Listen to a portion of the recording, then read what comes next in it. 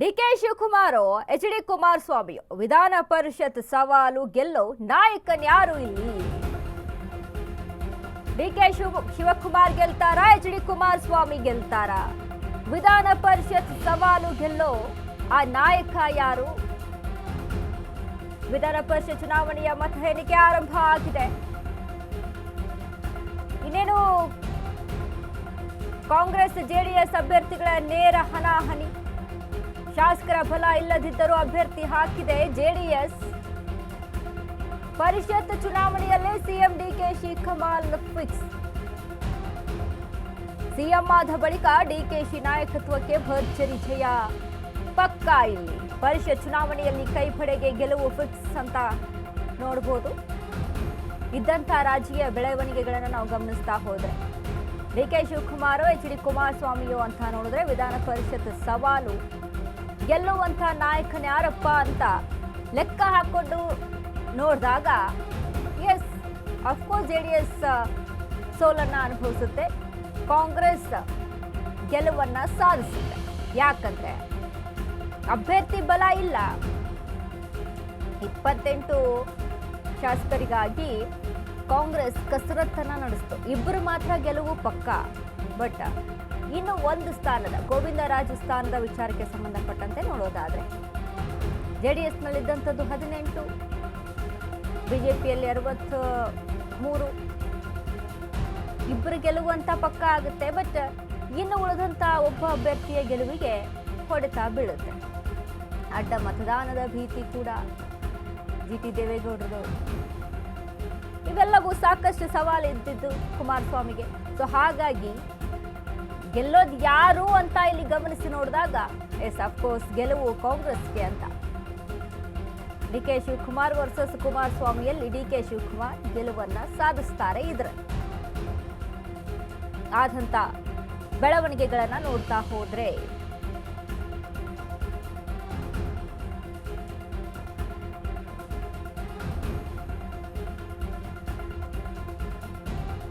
ಪರಿಷತ್ ಚುನಾವಣೆಯಲ್ಲಿ ಕೈಪಡೆಗೆ ಗೆಲುವು ಫಿಕ್ಸ್. ನಾವೇ ಒಂದು ಲೆಕ್ಕಾಚಾರ ಹಾಕೊಂಡು ನೋಡಿದಾಗ ಸೋಲು ಅನ್ನೋದು ಗೊತ್ತಿದ್ರೂ ಕೂಡ ಅಭ್ಯರ್ಥಿಯನ್ನ ಕಣಕ್ಕಿಳಿಸಿದಂತ ಜೆಡಿಎಸ್ ಗೋವಿಂದರಾಜನನ್ನ ಸೋಲು ಅಂತ ಗೊತ್ತಿದ್ರು ಅಲ್ಲಿ ಮತ್ತೊಂದಿಷ್ಟು ಲೆಕ್ಕಾಚಾರಗಳು ಕುಮಾರಸ್ವಾಮಿಗಿತ್ತು. ಯಾರಿಗೆ ಮತ ಹಾಕ್ತಾರೆ, ಜಿಟಿ ದೇವೇಗೌಡರ ವಿಚಾರಕ್ಕೆ ಸಂಬಂಧಪಟ್ಟಂತೆ ಆಗಿರ್ಬೋದು. ಈಗಾಗಲೇ ಎಸ್ ಟಿ ಸೋಮಶೇಖರ್ ಕೂಡ ನೇರವಾಗಿ ಹೇಳಿದ್ರು ನಾನು ಕಾಂಗ್ರೆಸ್ಗೆ ಮತ ಹಾಕಿದ್ದೀನಿ ಅಂತ. ಇನ್ನು ಶಿವರಾಮ್ ಹೆಬ್ಬಾರ್ ಕೂಡ ಹೇಳಿದ್ರು.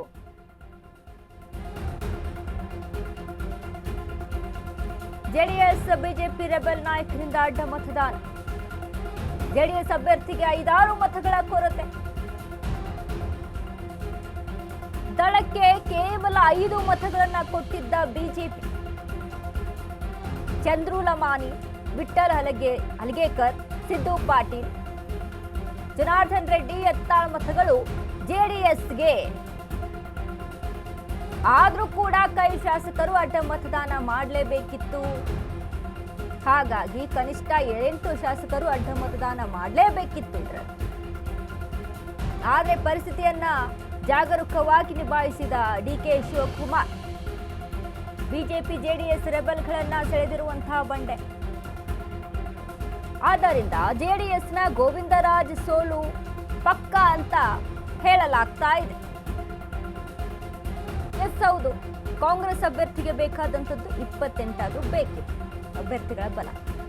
ಹೀಗಾಗಿ ಸೆಳೆಯೋದ್ರಲ್ಲಿ ಡಿಕೆ ಶಿವಕುಮಾರ್ ಇದರಲ್ಲಿ ಸಕ್ಸಸ್ಫುಲ್ ಆಗಿದ್ದಾರೆ.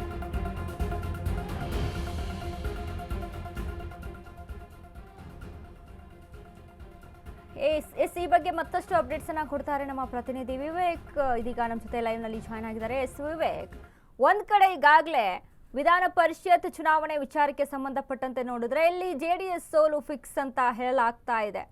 ಎಲ್ಲ ಇರುವಂತಹ ಬೆಳವಣಿಗೆಗಳನ್ನ ಗಮನಿಸ್ತಾ ಹೋದ್ರೆ ಇನ್ನೆಲ್ಲ ಅಪ್ಡೇಟ್ಸ್ ಇದೆ ವಿವೇಕ್?